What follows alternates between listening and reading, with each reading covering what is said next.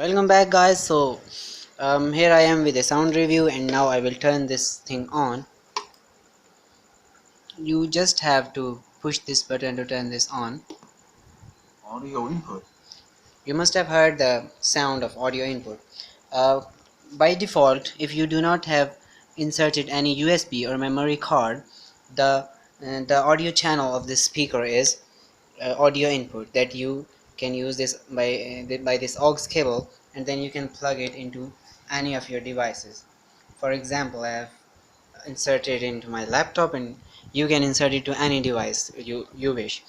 I even insert it in my projector, uh, and it works just fine.